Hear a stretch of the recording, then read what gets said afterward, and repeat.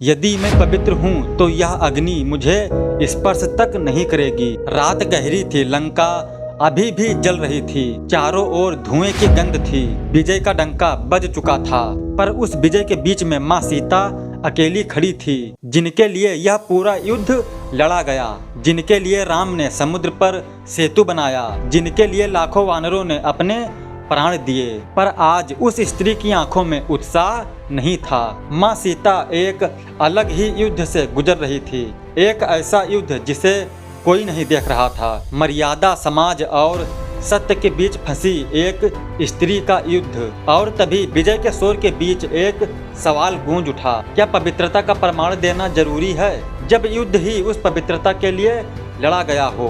लंका का युद्ध समाप्त हो चुका था।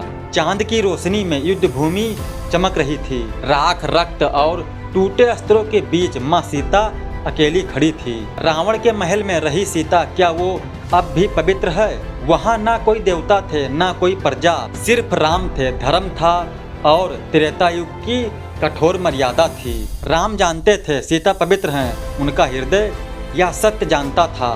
पर एक राजा एक युग का प्रतिनिधि व्यक्ति बनकर फैसला नहीं ले सकता था। राम ने गहरी सांस ली और कहा, मैं जानता हूँ सीता पवित्र हैं, पर धर्म के सामने सत्य का प्रमाण आवश्यक है। अग्निदेव को स्मरण किया गया। लंका की जली हुई भूमि पर एक अग्नि कुंड बनाया गया। वह अग्नि जो विनाश का प्रतीक थी, आज सत्य की साक्षी बनने वाली थी। सीता ने राम की ओर देखा। उनकी आंखों में न शिकायत थी न आंसू, सिर्फ एक शांत निश्चय। उन्होंने हाथ जोड़े और कहा, यदि मैं रावण के स्पर्श से अपवित्र हूँ, यदि मेरा मन कहीं और गया हो तो ये अग्नि मुझे जला दे, पर यदि मेरा हृदय सदैव राम के चरणों में स्थिर रहा हो तो ये अग्नि मुझे स्पर्श तक नहीं करेगी।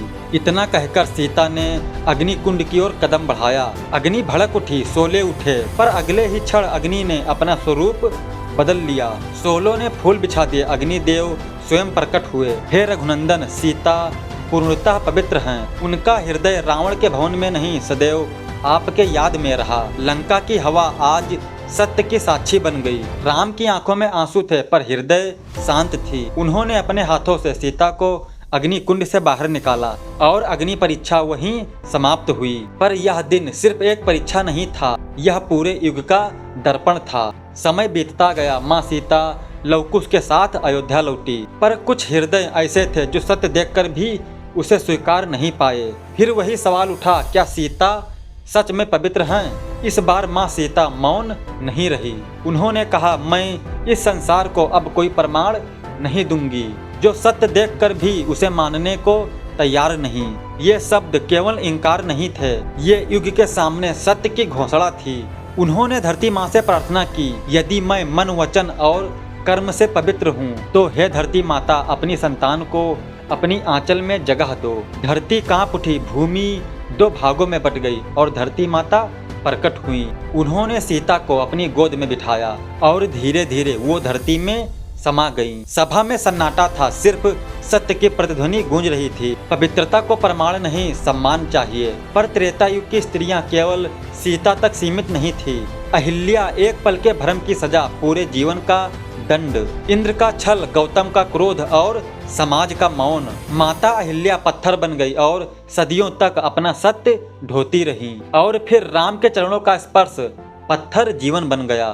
फिर सबरी, न राज्य न धन, सिर्फ अडिग विश्वास। सालों का इंतजार, झूठे बेर और सच्ची भक्ति। जहाँ समाज ने उसे अस्पर्श कहा, वहीं राम ने उसकी भक्ति को पवित्रता माना। सीता, अहिल्या, सबरी, तीन स्त्रियां, तीन परीक्षाएं और एक सवाल। क्या समाज ने कभी सीखा? आज भी स्त्री अपने सत्य को परीक्षा की आग में झोंक दी जाती हैं। युग बदल गए पर कसौटी वही रही। शायद इस बार सवाल उनसे नहीं, हमसे है। मिलते हैं अगले वीडियो में, तब तक के लिए बने रहिए धर्म यात्रा पर। जय श्री राम।